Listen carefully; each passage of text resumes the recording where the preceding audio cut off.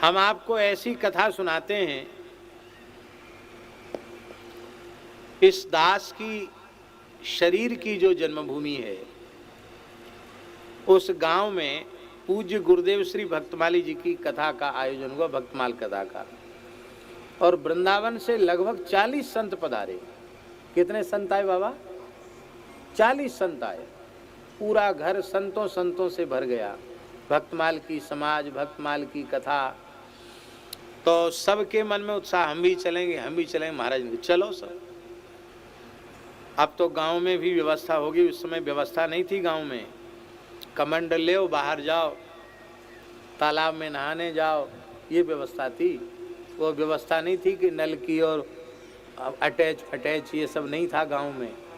ये तो अब जाके हुआ है, नहीं तो पहले सब गांव में बाहर जाते थे। सब संत ऐसी सरल भाव से विराजे। तो महाराज जी सत्य घटना है।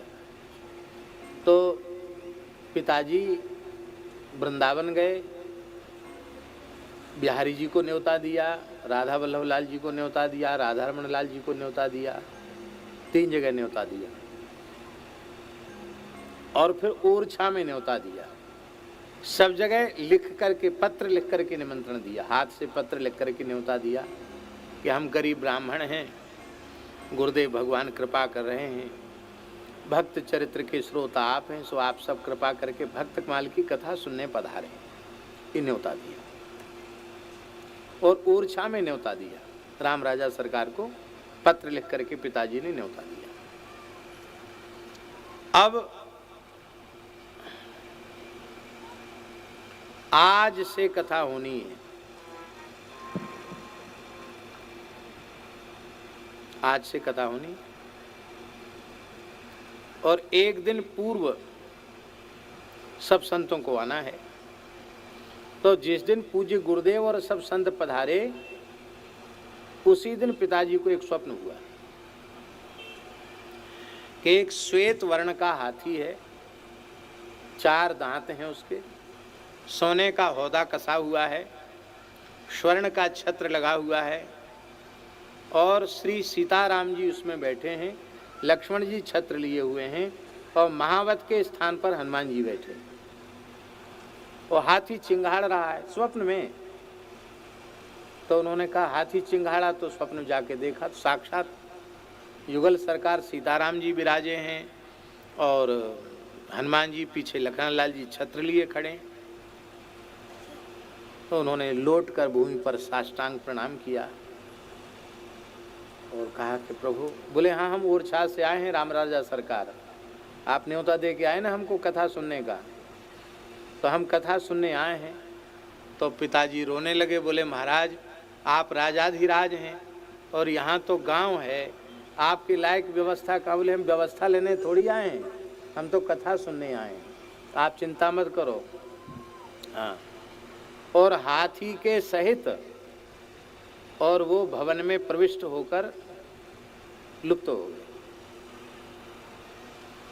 अब ये घटना सवेरे स्वप्न में उनको दिखाई पड़ी, और दोपहर तक महाराज जी आ गए। तो महाराज जी को भी नहीं सुनाया भैया जी। और महाराज जी जब संध्या को कथा कहने बैठे, तो महाराज जी के नेत्र बंद और बोले मेरे जीवन का कितना बड़ा सौभाग्य है कि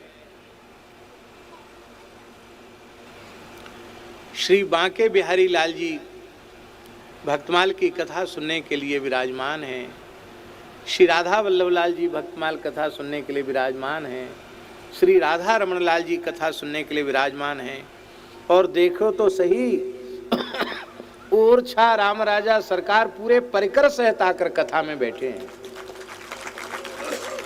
ये बात बिना किसी, महाराज जी को किसी ने नहीं बताया, और महाराज जी तो आंख बंद करके बोलते थे। उन्होंने जब ये बात बोली तो पिताजी तो बहुत भावुक हो उठे।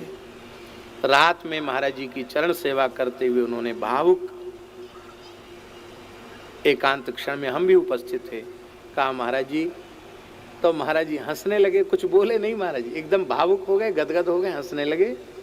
बोले हाँ, भक्तमाल के श्रोता तो ठाकुर जी है ही है, इसमें क्या संदेह।